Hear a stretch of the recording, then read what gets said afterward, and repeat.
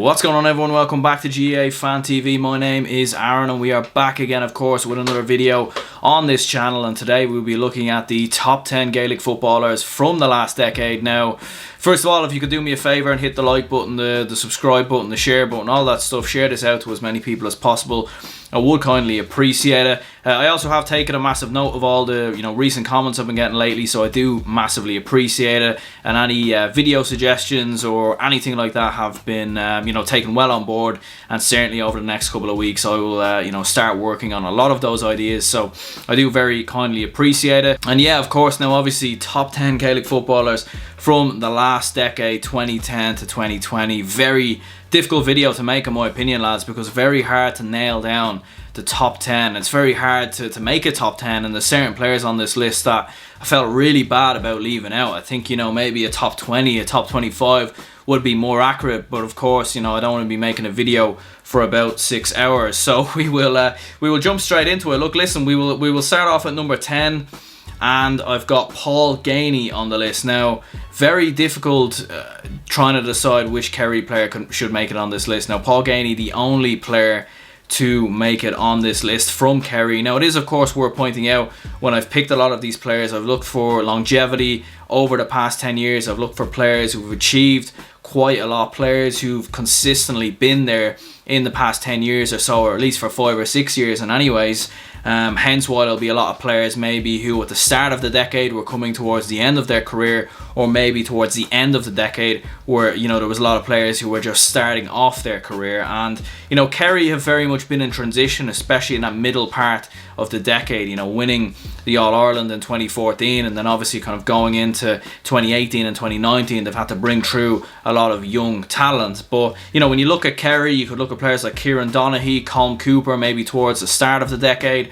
You could look at players like Stephen O'Brien and David Moran, but I have gone with Paul Gainey in my opinion, because I just think he has been the marquee forward for this Kerry team. He's been their top scorer during the time period of the last decade. He scored 7 goals and 78 points, a phenomenal record between 2011 to 2014 in just 22 matches. And if we look through some of his achievements, of course, he won 1 National Football League, he won the All-Ireland in 2014 like we were saying, and of course he has won 2 All-Star awards as well. And he was probably a little bit unlucky not to win the 2014 Footballer of the Year. He missed out to James O'Donoghue. And when you look at Paul Gainey's record, he scored 102, a goal and 2 points in that final as well, in a significant day when they beat Donegal in the 2014 final. And maybe Paul Gainey gets a little bit overlooked with the rise of the likes of David Clifford and a lot of the young talent that's come through this Kerry team. And maybe towards the end of the decade he probably hasn't been as good. 2019 and 2018 were a little bit disappointed by his standards until the final stages of the championship, and unfortunately things haven't gone as well for him as they did particularly in the likes of 2013, 2014 and 2015. But yeah, Paul Gainey in at number 10 in my opinion. Alright, so then at number 9 we have Aidan OShea. Now, Aidan OShea in my opinion warrants a lot of unfair criticism a lot of the time from the media, various fans and pundits as well. I mean, he just gets widely criticised a lot of the time. I think maybe because of Mayo's downfall in the past decade or so, when it's come to All-Ireland finals. And look, listen, some of it is justified. I think sometimes in All-Ireland finals he hasn't quite performed as well as he should. I think his record in All-Ireland finals, correct me if I'm wrong, but I don't even think he's scored in an All-Ireland final, which I think for a player of his of his quality is very rare indeed. But look, listen, I think one of the reasons why he makes it on this list in my opinion is because look, listen, he is a very good player. He's a great tackler in that midfield. I think he's best when he's at the midfield for Mayo. I think when he's had to play up front, I think it's sacrificed himself a little bit in terms of his natural ability. And I think he's a very versatile player, can play very much anywhere from centre forward, midfield, and he can even play centre back as well. Of course, he played centre back in the 2014 final versus Kerry in order to try and combat the physical presence of Kieran Donaghy. And that's very interesting as well, of course, from this Mayo man in Aidan OShea. He can play very much anywhere on the pitch, I think he sacrifices himself in aid of the team, and I think you know, he deserves a lot of praise for that. Definitely is one of the best tacklers in the country. He's great at breaking up the play. You know, a lot of the time when you look at Mayo, specifically back in 2012, 2013, Aidan OShea would win them tackles, would win them balls, win them turnovers, and very much aid Mayo in breaking up the play, and then of course supporting the attack. And you know, when you look at what he's achieved, you know, 5 Connacht titles, 3 All-Stars as well, and you know, maybe in 2012 or 2013 when he was really in his absolute prime, if Mayo had won an All-Ireland, you could have been talking about him as a potential Footballer of the Year candidate. And then at number 8 we have Michael Darrow Macaulay. Very talented footballer, Michael Darrow Macaulay. I mean, certainly he was going to make it on this list. I feel like he's underrated in many ways from a Dublin perspective. I feel like anytime you talk to a Dublin fan and you talk about the best players in the Dublin team, a lot of the time they'll look at the, you know, Paul Mannions and the Dermot Connollys and the Brian Fentons, etc, etc. But I just think Michael Darrow Macaulay has been just critical to Dublin in the past decade or so. You know, the heart of Dublin's midfield in many ways. You know, he's known very much for a lot of his influential runs from the midfield. You know, I even remember in that 2013 final versus Mayo, and even in some of the other games as well, specifically when we were playing Kerry, you know, his drive and runs from the midfield when he'd pick up the ball. He's a very hard player to dispossess when he had the ball. He was very physical, very strong, very commanding presence in that Dublin midfield.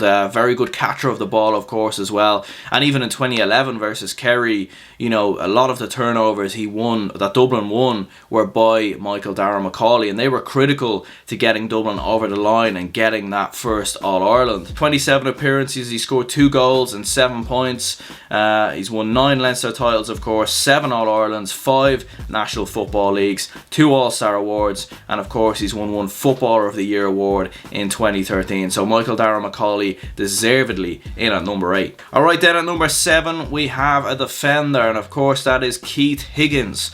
Now Keith Higgins, of course, deservedly getting in here at number 7 in my opinion from Mayo. You know, he's been the heart of Mayo's defence for a number of years now, really kind of going back in the past decade, and definitely deserves his place in here in the top 10. Left corner back, of course, and you know, he's been critical in many ways to a lot of Mayo's big performances down the years, especially, you know, when they've gone into the back door. He's been critical in, you know, helping Mayo get out of that, of course, and kind of rise back through the back door and get to a lot of those All-Ireland finals. And I think as well, you know, when you look at a lot of Mayo's games, even in a lot of All-Ireland finals, you know, against Dublin and against the likes of Kerry, they often were low scoring in many ways. You know, you think back to 2016, for example, of course, when Dublin had only scored 1 point in the opening 35 minutes of the drawn game. I know they had 2 goals on the score sheet, but they were 2 own goals. And I remember Keith Higgins in particular in that game was outstanding, just really combating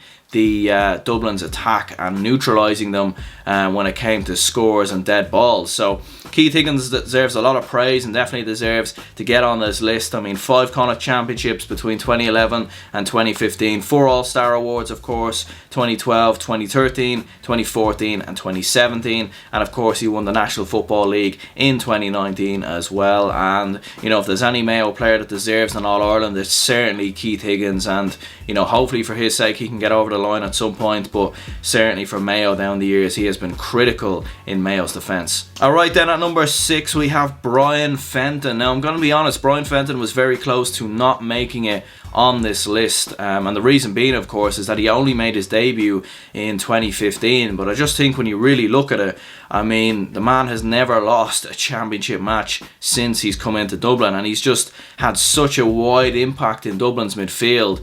I truly believe he is one of the key reasons for Dublin's 5 in a row, and even since he came into the team in 2015, I mean, he didn't look out of place. He looked like he'd been playing the game for years. I mean, even nowadays, of course, he's only 27 years of age, and he looks like he could still be around for a long time, and he could potentially go down as one of Dublin's best ever players, in my opinion.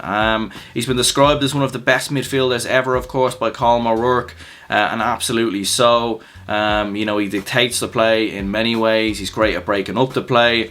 I think his passing range is fantastic as well, and he's just great at maintaining possession for Dublin. You know, I think back a lot of the times in those All-Ireland finals, even in 2017 versus Mayo, kind of going into the closing stages, when Brian Fenton would, you know, just calm things down, retain possession, you know, very calming influence in that midfield. He's not rash. He doesn't do anything too over the top, keeps things simple a lot of the times, and I think that is one of the main reasons why he makes it on this list. He was man of the match, of course, in the 2015 All-Ireland final, which, as we said before, his first ever All-Ireland final, so highly impressive. 5 All-Ireland titles, 5 Leinster titles, 3 National Football Leagues, and 4 All-Star awards, and he's unlucky not to win Footballer of the Year award. I still think he has a lot of time to do so. I think you could even say that last year in 2019 maybe was his best year, and perhaps the only reason why he didn't win Footballer of the Year was maybe because against Kerry in the drawn game, he didn't have his best game. You know, Jack Barry done a very good job on him, to be fair, and I think that was the main reason why he didn't win Footballer of the Year, and Stephen Cluxton got it instead. But anyway, Brian Fenton deservedly in at number 6. Alright, and then at number 5 it is Jack McCaffrey. Now, if Brian Fenton has had a wide influence in Dublin in the past 10 years or so, then certainly Jack McCaffrey is that as well. I mean, one of my favourite players to ever play for Dublin personally, one of my favourite players I've ever seen live, in my opinion. I mean, I'll never forget the 2013 quarter-final versus Cork, where he was just absolutely outstanding. I mean, it was almost exhausting watching him running up and down that left half-back area. You know, he's one of the most athletic players I've ever seen, in my opinion.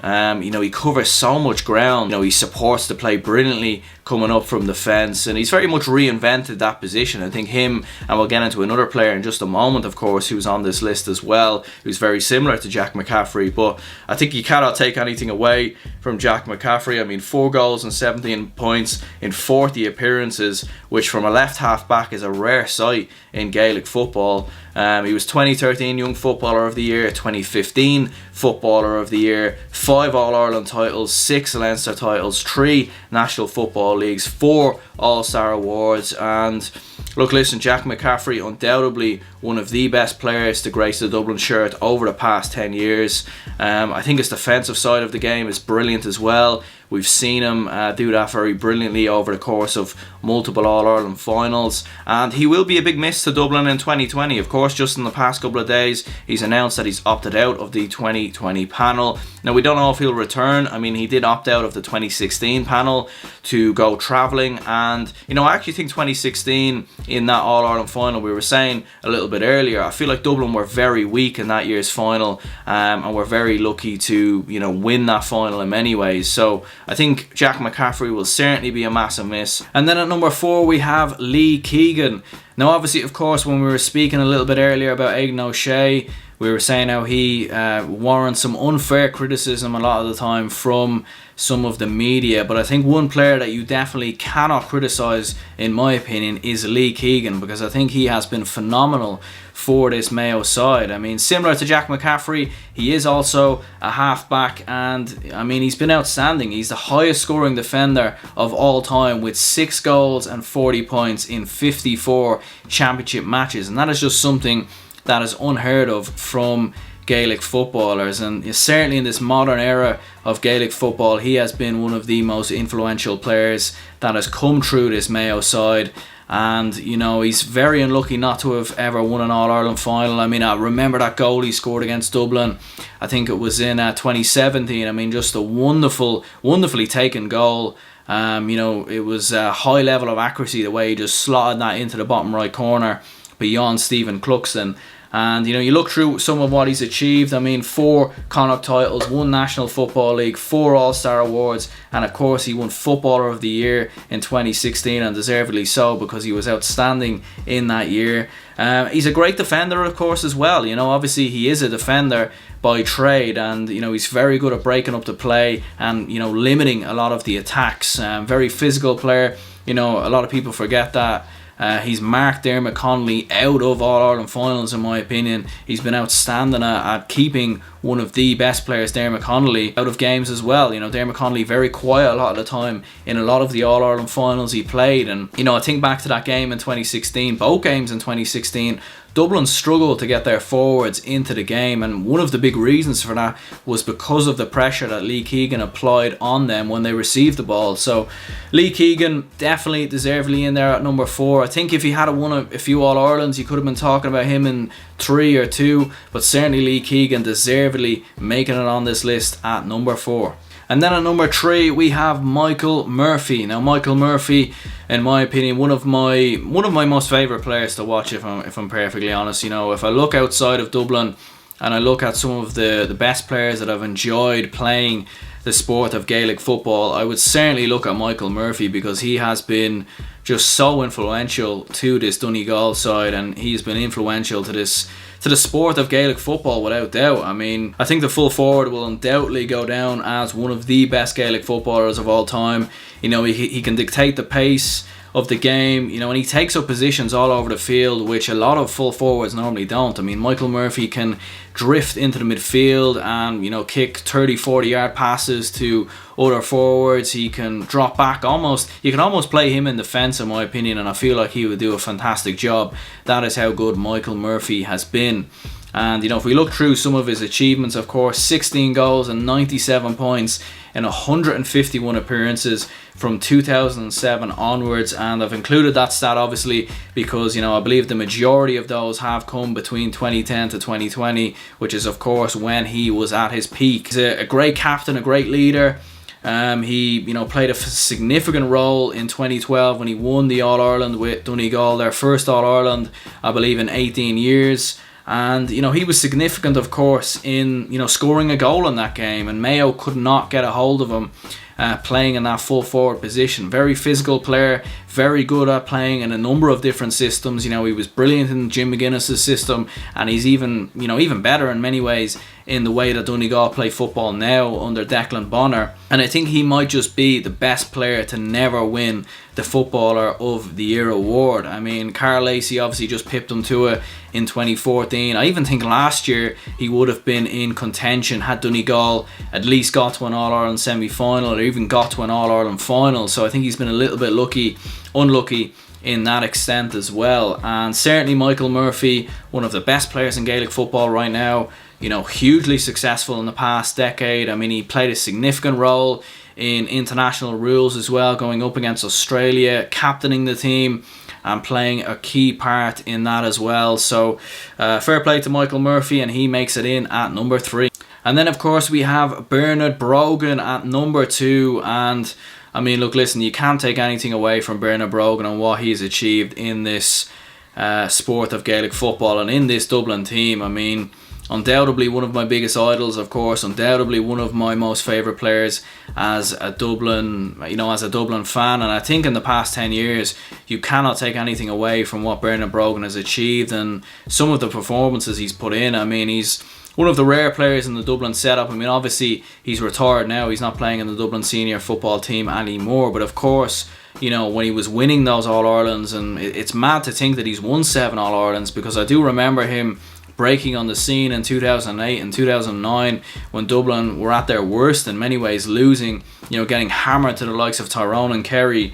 And, you know, the left corner forward has just been one of Dublin's most influential players in the past decade. You know, in 58 appearances, he's got 21 goals and 197 points since he made his debut in 2007. And similar to Michael Murphy, you know, his peak years for me have been from 2010 onwards. I mean, he was unbelievable in 2009 in the Leinster final versus Kildare, but I think from 2010 onwards he's played a significant role in this Dublin team, and in, of course, winning that 5 in a row. You know, if we look through what he's achieved, of course, 9 Leinster titles, he's won 5 National Football Leagues, Footballer of the Year in 2010, and of course 4 All-Star awards, and he was also Man of the Match in the 2013 final versus Mayo, where of course he did score a goal in that game as well. So Bernard Brogan, very hard player to pick up. He's been a very difficult player to mark down the years, very skillful, can kick with his right, can kick with his left. And, you know, I even remember in 2013 in that game versus Mayo, I mean, he doesn't need much time when he gets the ball. I mean, as soon as he gets it, he knows exactly where the posts are, he knows exactly where the goal is. He's great vision, of course, as well, and he just doesn't need any time on the ball. He knows exactly where to slot the ball as soon as he gets into those attacking positions, and I think that is something that has made Bernard Brogan such a difficult player to mark. And I think in his latter years, maybe in 2019, 2018 and 2017 to a certain extent, I think maybe time has caught up with him a bit. He probably didn't have the legs to really kind of play a huge role in this Dublin side. But I think, another thing worth pointing out is just how many forwards this Dublin team have. And, if we would have been talking about any other county, I think Bernard Brogan still would have been playing and still would have been on the list. It's just because of how successful Dublin are and how many forwards they have. So, alright, so before we get into number one, we have to include some honourable mentions on this list. There were so many players who didn't make it on this list. Now, obviously, this is just my opinion, and of course, I'm no expert or anything when it comes to Gaelic football. But if we have a look at some honourable mentions, Andy Moran, 2017 Footballer of the Year, he was on this list at one point, but unfortunately, I just felt the other 10 players were just that bit better over the course of the decade. And I think with Andy Moran, unfortunately, maybe injuries caught up with him, and I feel like he played more of a super sub role in the past kind of couple of years, most notably because of injuries and because of fitness. And I feel like that is something that unfortunately has cost him getting on here. I think you could say similar with Alan Brogan, 2011 Footballer of the Year. And again, kind of at the start of the decade, he was very much coming to the latter years in his career, But even in that 2015 final versus Kerry, he was outstanding as well. He played a key role coming back into the team when I think everyone had very much wrote him off. I think Carl Lacey needs to get a mention as well. He was the 2012 Footballer of the Year. We were talking before about Michael Murphy never winning the award, and maybe one of those reasons is because of his teammate Carl Lacey, who has been phenomenal for Donegal, especially at the start of the decade in particular. James O'Donoghue, of course, 2014 Footballer of the Year. Again, he had a couple of years out of the game. Obviously, he's come back now in 2020, so it'll be interesting to see how he gets on. But in the 2014 season in particular, he was outstanding. Of course, some other names here worth mentioning: James McCarthy, Dermot Connolly. Dermot Connolly was probably on this list at one stage, but again, I think for disciplinary reasons and a couple of other reasons, not being consistently involved with the Dublin setup, I don't think he quite makes it on this list. Philip McMahon, David Moran, Kieran Donaghy, Colm Cooper, Sean Kavanagh, Colm McFadden. You could even look at Conor McManus, Paul Flynn, Killian O'Connor, Donica Walsh, Colin Boyle, Keane O'Sullivan. The list goes on. There's probably even some players there that I'm not mentioning, but certainly those players all very much deserve a mention, and probably just for different reasons have missed out. And obviously because of these 10 players just having the decade that they've had, unfortunately they've missed out for those reasons. And yeah.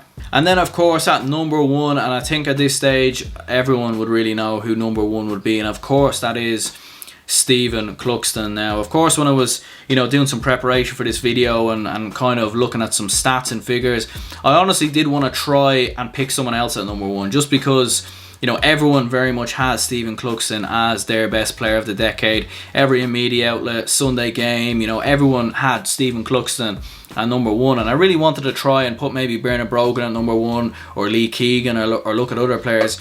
But when you just really look into it and when you really think about it, Stephen Cluxton undoubtedly just makes number one for multiple different reasons. Because yes, he's a goalkeeper, and yes, he's great at kickouts, and yes, he's a fantastic shot stopper, but there's just so much to his game that he can do. He scored 66 points in his time as a goalkeeper from 2010 onwards, which is virtually unheard of in the sport of Gaelic football. He can dictate the play from his kickouts. We've seen him do that on multiple occasions. He can kick it long, he can kick it short.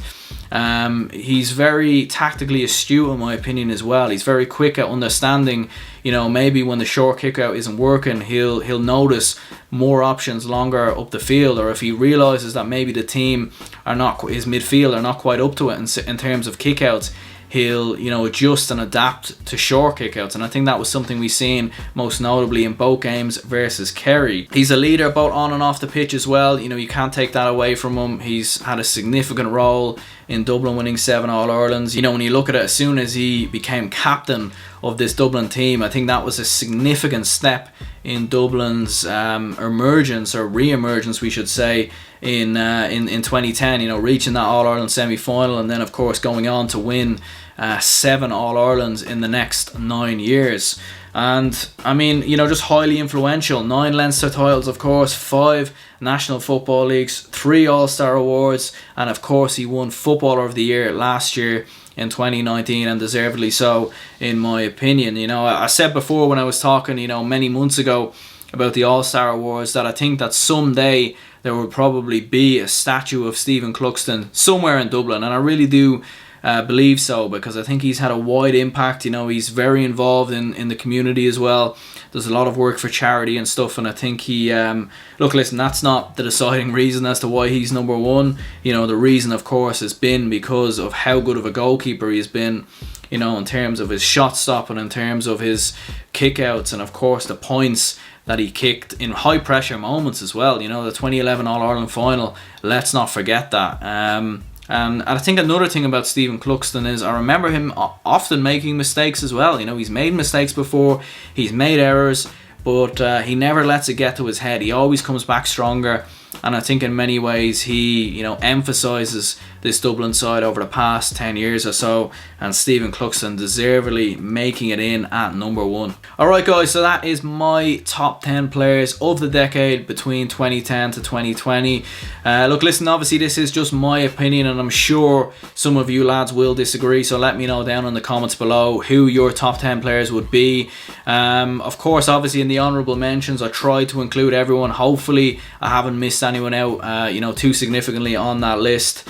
But yeah, I mean, obviously highly competitive decade. You know, I could have put 7 or 8 Dublin players, but I obviously tried to keep it somewhat you know, neutral in terms of bringing other players through, and I think I got the balance right with 5 Dublin players and then 5 players from other counties. But yeah, do let me know down in the comments below what you lads think in regards to who has been the top 10 players in Gaelic football of the last decade. And of course, yeah, do let me know down in the comments below what you thought of the video. My name is Aaron, of course, and have a lovely weekend, have a lovely week, and I'll speak to you soon. Goodbye.